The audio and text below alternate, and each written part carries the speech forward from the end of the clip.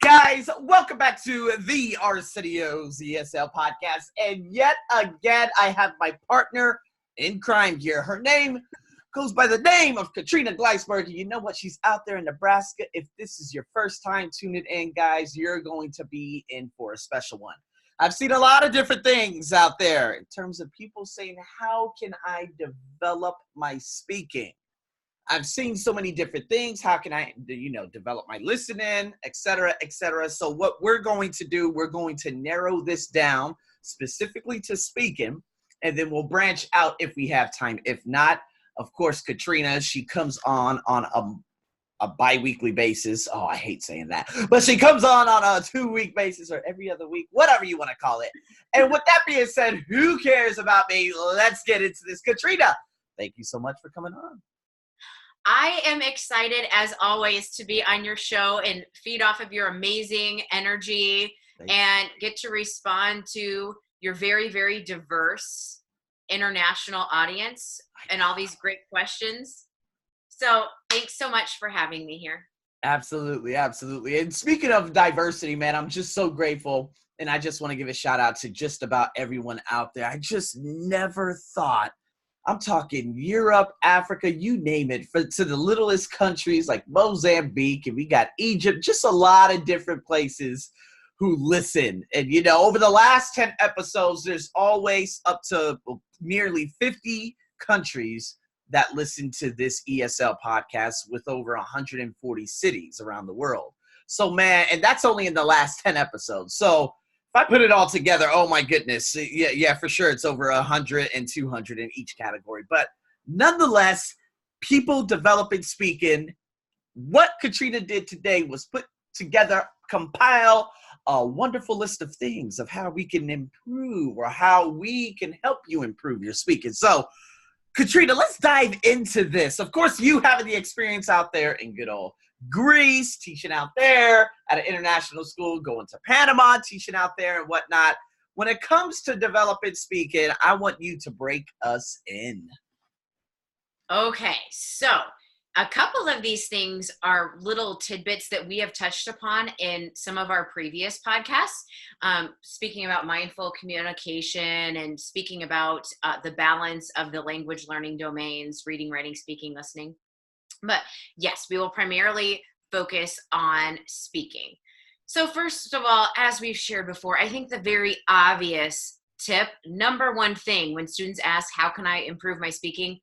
Put yourself out there in daily interactions. These natural speaking opportunities, asking for help at the grocery store,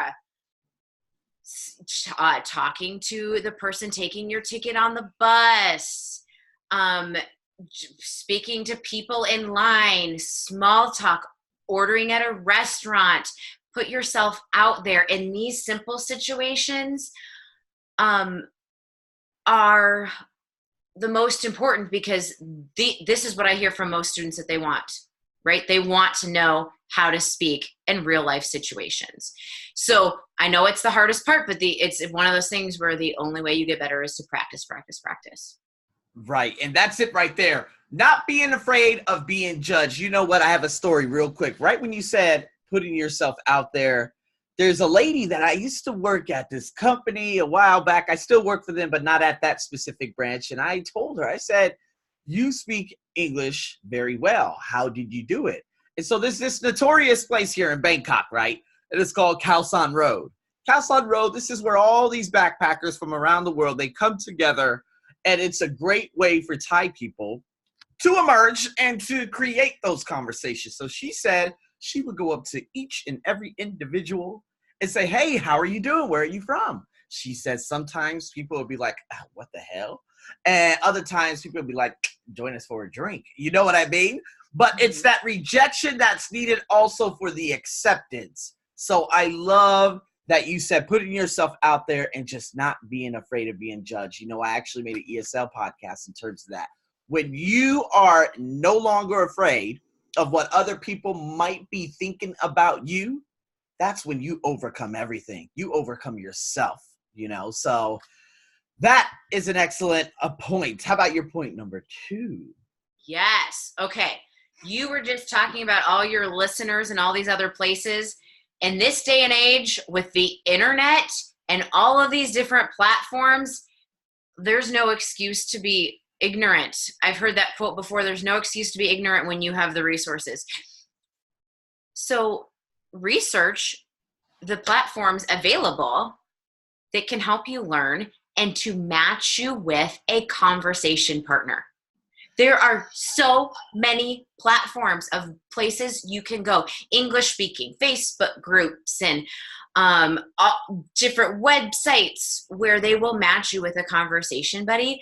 And how awesome is that there's English speakers all over the world with so many different accents, which brings me to another point of converse with people of many different accents of the target language, right? Because even here in the United States, we have so many different accents. And a lot of times we are able to read and comprehend from writing a lot faster than the speaking, because when people are speaking, we don't have the printed word in front of us. Mm-hmm. I know that from my own experience of being in Greece and listening to people speak, and they might say a word, and I know that vocabulary word.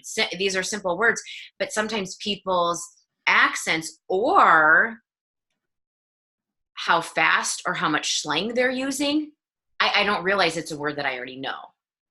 So the more accents we can listen to, the better our listening ability is going to be to pick out the words that we already know.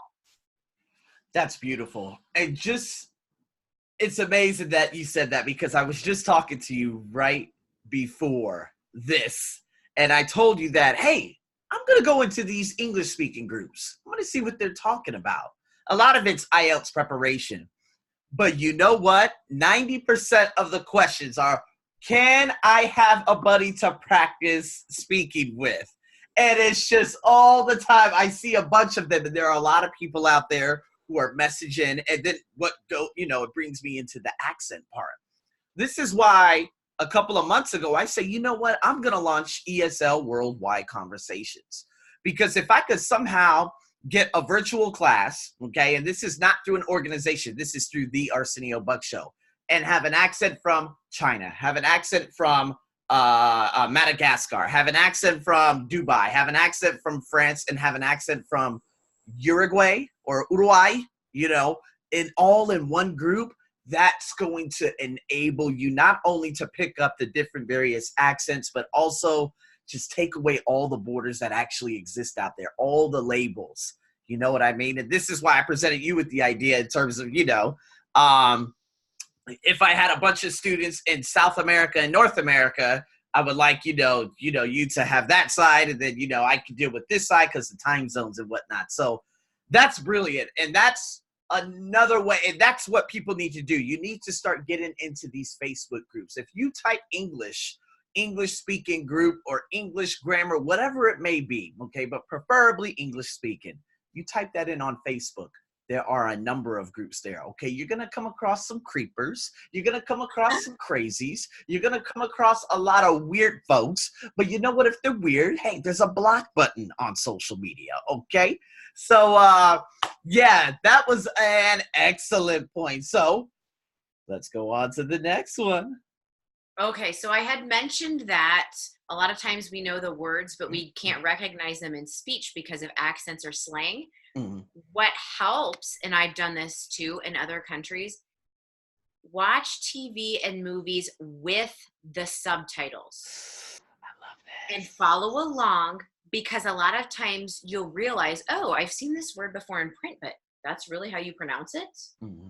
Or to realize things that native English speakers naturally drop off as part of slang. For example, you and I do this all the time, and it's not proper English, but it's totally normal. You can listen back to our conversations, and when we are using verbs that end with ing, we don't say the ing, right? You might say walkin' instead of walking, or talking instead of talking. I might use the word gonna instead of going to. Yes, reduction. But because TV and movies or YouTube videos, all of these free things online, because subtitles can be an option, you are going to see in print what these words are that people are speaking that might seem foreign, because I'm going to go to the beach is all blurred together. Yeah. And somebody listening to that who's just learning, they may not hear the separations between very fast language. Right. When all those words are blurred together. So, because this brings me to the next one, because seeing the words are so important, sing karaoke. Singing karaoke. Okay, this is going to be a good one. Yes. First of all, we know in the realm of multiple intelligences, there's so many different ways to learn. So you put a visual in there. You also put in music for the auditory learners. There's a reason why in preschool we learn all of these different nursery rhymes and all these different directions to wash your hands to the tune of a song or whatever it is. It's because those songs stick. Yeah. It's the same thing when we're an adult. Listen to music, but don't just listen to it. Sing along with it. You're seeing the words. Those phrases. And you and I have talked about being anti-grammar worksheets a lot. Oh, dude. You're going to pick up grammar of I am, he is, whatever in these songs in a much more memorable, fun way. Right. And that's what it comes, which when Katrina mentioned the representational system auditory. So there are a lot of people out there. Sometimes we are excellent at, we're a listener. Okay. Sometimes we're a visual person. Sometimes we like to hear a plan. Sometimes we like to see it written. And so with karaoke, you get to see it written. You get to hear the audio. And sometimes with karaoke, you see the video too. So you don't really know, but one of your representational systems are in there. And then it enables you to probably, you do your best at that specific moment. Along with the subtitles are fantastic. See, I'm gonna give you guys an example. Netflix.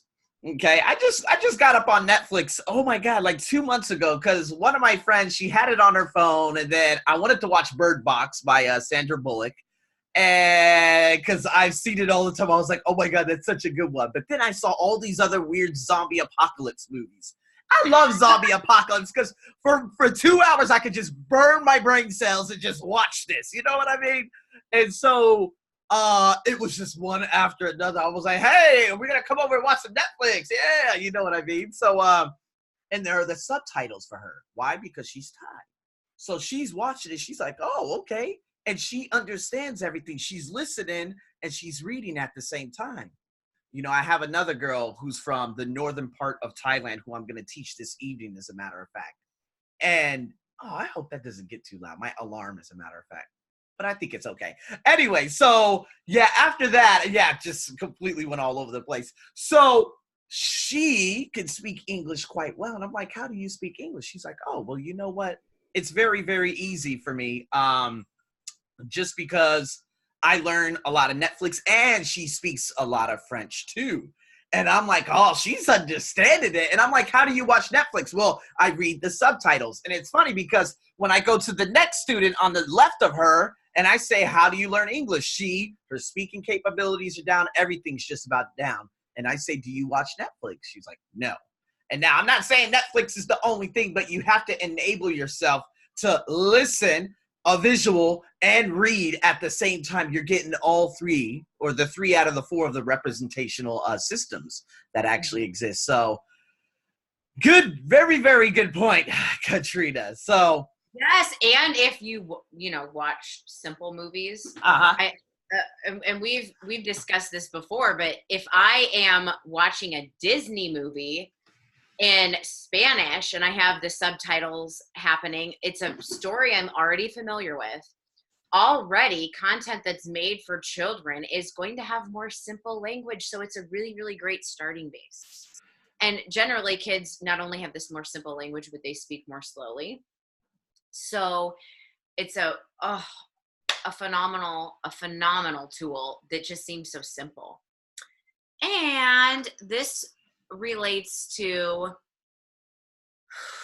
a few others that I have. Uh-oh. And There was an exhale. I don't know. We're getting into some things because now. this gets into something that can feel a little scary, but record yourself.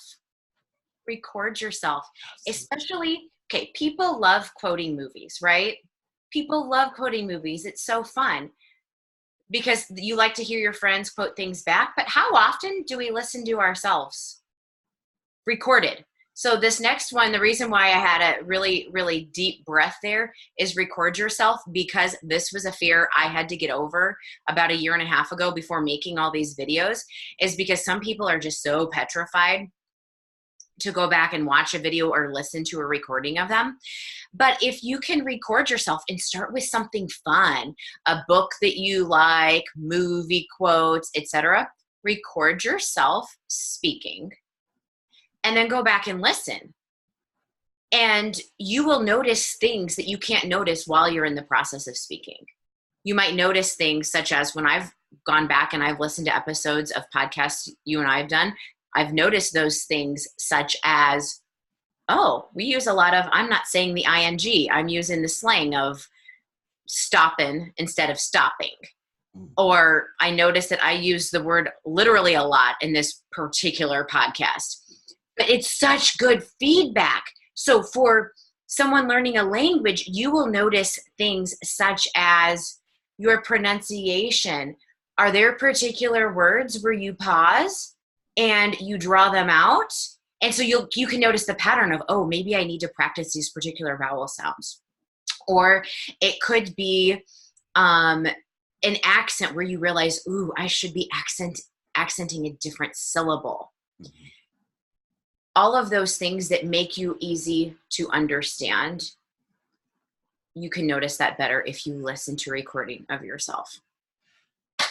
So that takes a lot of guts, but it's Absolutely. So worth it. Absolutely. I remember 3 years ago, and it's funny, if I go back and listen to this, there's some cringy moments. It's like, why do I keep saying that word? And it's funny, as you said, I say literally a lot. And so one of my friends picked it up, and he's like, hey, Arsenio, on your podcast, you say crazy a lot. He's like, do you go back and listen to your podcast? I'm like, yeah, I listen to, okay. And it's that feedback. So also, when I do my English language podcast, I slow down my speech, and therefore I don't recycle words. However, with my personal development, I have a tendency of speeding things up for whatever reason, and then I stumble over my words, and then the reusing of specific words happens, just much more often. So that is an excellent technique. There was another story in terms of, like for listeners out there who study English online. And this is why I love these platforms, because they enable us to do different things and utilize specific tools such as Zoom. I'm able to record this, okay? Not only through audio, but through video. So people who study with different teachers through Zoom around the world, they're able to actually record through audio or video their voice on, let's say, okay, July 23rd. I want to see how much better I've gotten September 23rd, 2 months from now. And they're able to make a comparison and say, oh my God, I've gotten so much better. So again, this technology, a lot of people say, oh, I like to learn face-to-face. But to be honest with you, this conversation right here, I'm able to record every and bit of this to see what I'm saying wrong, to see if I speed up my speech, what words I say constantly, you know what I mean, and routine over and over and over. So excellent point, Katrina. I love that. And that was another point that I had, is reflect after your conversations, making note of what was difficult and the words or phrases that maybe you heard that you need to look up, or maybe things that you wanted to say in the conversation, but you didn't have the right words for. And then that way, those the phrase is you have this more engaged, intense interest in knowing what it was because you know you'll actually use it. Mm-hmm. But a lot of us don't reflect. Mm-hmm. And a lot of times if we don't reflect, then it's almost like we're not getting the complete value from our interactions. Mm-hmm. So if we reflect, and it doesn't even have to be anything super lengthy, and it doesn't have to be anything judgmental. It's literally about awareness. And of course, as a person who's really into mindfulness, we know that mindfulness is that awareness without the judgment. So I might listen to myself and realize I say the word literally really often, or I'm not pausing as often as I should. And then that allows me to improve for next time. But in the case of language learning, I know that I've used this before. A simple situation in Greece. I remember the first few times I went to the grocery store and they were asking me if I wanted to buy extra bags. Mm-hmm. I didn't know what they were saying. And it was somebody behind me in line who spoke both English and Greek who was able to say to me, she wants to know if you want to buy a bag. And I was like, okay. So I made note of that when I got home, looked up how the word for bag, and I can therefore go back later on. And the next time this happens, I know exactly what to say. And it helped me to know that, I should know the word for bag or whatever else. Right. And so, and you saying that, I had the same issue out here in Thailand because some fruitful words are very close to being derogatory words. Let me give you an example. Banana, okay? It said crue, right? And you have to make that R sound or even an L sound. But the R is not necessarily in the Thai language, so you have to be more enunciating the L sound. So I didn't say crue, I said koi. Now, in the Thai language, and for Thai people who are listening to me, they're probably freaking out because koi means the male reproductive organ in very slang. So I go into the store and I'm like, excuse me, koi, unai, where can I get some koi? I need some koi around here. So I'm literally saying, where can I get some what? And the lady's like, I like that. She's freaking out. Her eyes are getting big. She's getting angry. And I'm like, whoa, I'm asking for where the bananas. And she enunciated it like very aggressively. No, clue. I'm like, oh, okay, yeah. I'm telling her to calm down. You know what I mean? And so I've had the worst of experiences. So I can relate to that. So yeah, these are some important aspects. So thank you so much for sharing that, Katrina. Yes. That's a great example. I had many of those as well. Maybe not as embarrassing as that example. But thank you for your vulnerability in sharing that. Absolutely. I ain't got no problem with that. That's wonderful. That's all comedy to me because if I share that story with the majority of Thai people, they're in tears laughing. So, hey, I've said a lot of ridiculous things before, but I can also make someone mad because I could inadvertently say that but mean the other thing. No, I meant banana. Oh my God, it means that. I'm so sorry. You know what I mean? If I'm a bad boy. Yeah, so. Yes. What a way to break the ice and start a conversation with people. Love it. Yes. Okay. So I only have a couple left because a lot of the other ones just relate to these other categories. Awesome. Keep notes on your phone of the phrases that you'll want to use. Such as asking, in a grocery store, where do I find the blank? I even, because I do learn a lot from writing and I love color coding. When I was in Greece, I was taking my Greek classes, I would make little flashcards and I'd have these little index cards and I'd keep them in Ziploc baggies and I'd go through them as I'm on the metro or the train or whatever. And first of all, people would see this and they would start talking to me because people are honored when you show effort in learning their language. So I had Greek people who just started talking to me of like, oh, this is so great. Where are you from? Where are you learning? What can I help you with? And the process of making these note cards was very valuable for me, because I, knew that I'm putting the verb in the color blue, and I'm putting the adjective in the color red. And I'm constantly repeating these, because I know if I'm on the metro and I'm about to go shopping, I'm going to need to know how to ask these particular questions. Yes. So if you don't want to carry around physical flashcards, I get it. Notes on your phone help too. So that when you do have those extra few minutes of you're standing there waiting for the metro, you're doing something great for your brain. And you are just so prepared for when people ask you something or you're in this difficult situation. And you're also prepared for things like my last bullet point, which is another seemingly scary thing: make phone calls.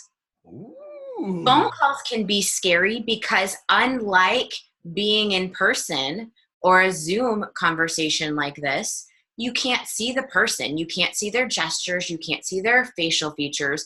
Now, granted, tone has a lot of nonverbal communication in there, but phone calls such as, simply ordering food or making an appointment, they do take a lot of skill, and it's overcoming a fear, but it's going to make things so much easier if you can get over that fear of the phone conversation because those visuals are not there. And so that's an example of a situation where your little notes on your phone or your little index cards of your phrases are going to come in handy. And just on that, I mean, if you're not able to make phone calls because maybe some people are, busy throughout their life, send voice notes. Yes. And I'm one of those people who love to send voice notes. For example, today it's going to be a little bit of a traveling day. So what I would do is, instead of writing and talking, forget that. I'm more of writing and looking at my phone while walking. I can actually look up and do the speaking. And to be honest with you, in 20 seconds, I'm able to say probably 3 to 4 to 5 times the amount through a voice note than I do with writing anyways. So this is going to enable you to practice. Now, are they going to be happy with your voice notes? Who knows?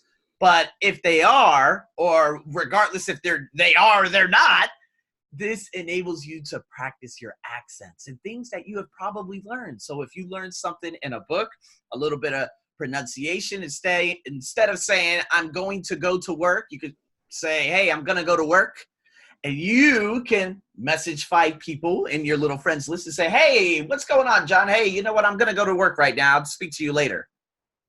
Don't say it that fast, but it enables you to practice, the reduction of going to. Put it to I'm gonna go. You see what I mean? So a more natural way. So, oh man, thank you so much, Katrina. So that's it. Yes, and if you're really Awesome. brave, here's a bonus one. Here we go. Ask native speakers to critique you. So when you've made those recordings or you've made those phone calls, ask them, what do you think is the biggest part of my accent? Because I can tell you what, in Greece, I thought I was repeating words back just as my Greek teacher was telling me, but no, that Greek gamma, that gah, like the word for I practice it so many times. Say it again. It's like a gah. It's guttural. God. Like the word for milk is gala. Well, that's what it looks like to English speakers, but it's more like right. It also has like this y sound. So that was a sound that I tried, and I sometimes had friends who would say, try it again, and they would laugh as I'm trying. Like, we were all joking about how that sound is very difficult for me. But maybe like one time out of 20, even after I'd been in Greece after a year, maybe one time out of 20, they're like, oh yeah, that's good.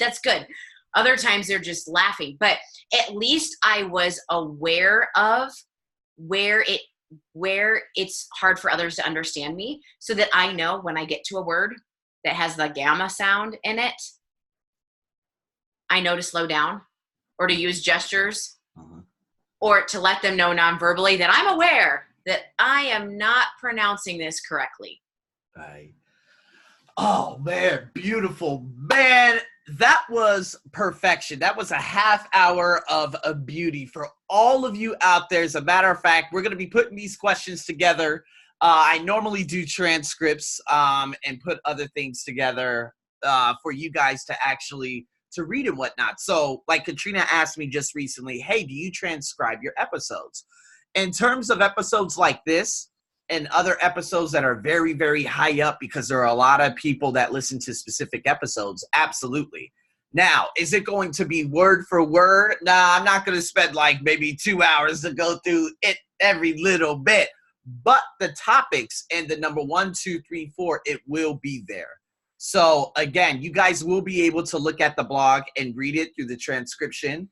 Listen to us. Some things might not be some things that you hear might not be on the transcription, but that's okay. You're still getting the best of both worlds. So, Katrina, thank you so much. Is there anything else that you would like to top it off with?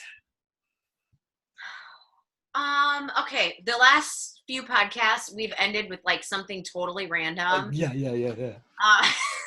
I'm excited. I'm like, yeah. And you usually ask me about why do I have a random toy that you see in the background or whatever?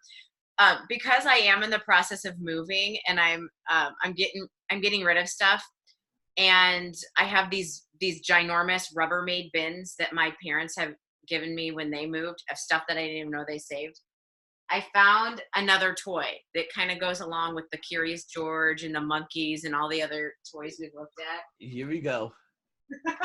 This brought me so much joy when I found it. What the hell is that? Is that a Yeti? Is that a Yeti?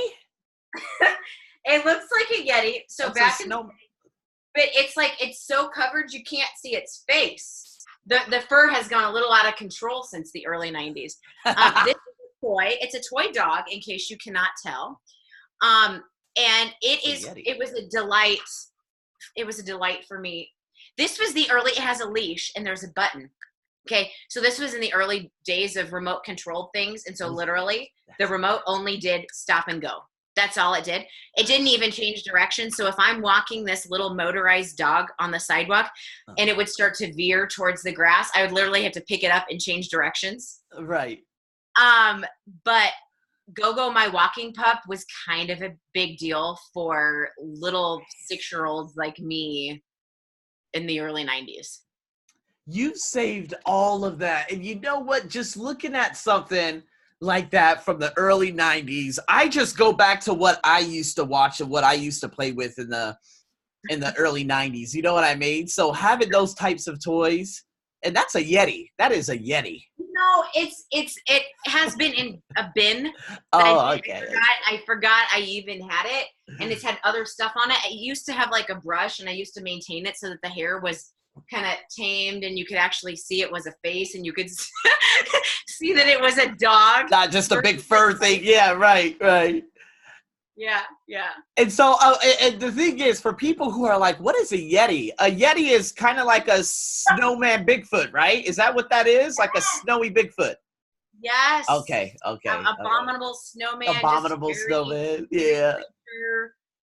Some people think they're real. Most of us think of them as these fictional, funny characters to joke about. Right. There's so much conspiracies behind, Bigfoot and stuff like that, and they only exist in America. It's a lot of funny, really, really funny stories and whatnot. But again, hey, if you've seen something, I can't take that away from you and say, hey, no, you didn't see that. It's kind of like the teachers who told me, because, of course, me living in America, we lived in a home that I saw and heard a lot of different things.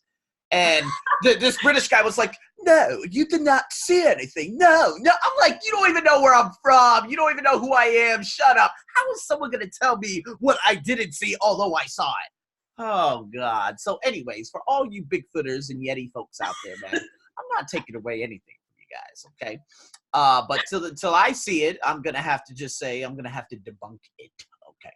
So. Can I just comment that I really love when you do a British accent, it's always because it's always someone who you're mimicking who's like very snooty and condescending.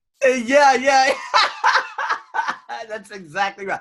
I don't think, no. You know what I mean? The posh British. No, and it's no offense to any of my folks in England. It's only offense to the folks from England out here in Thailand, because they're the ones that always think they are magnificently right. So they are perfect.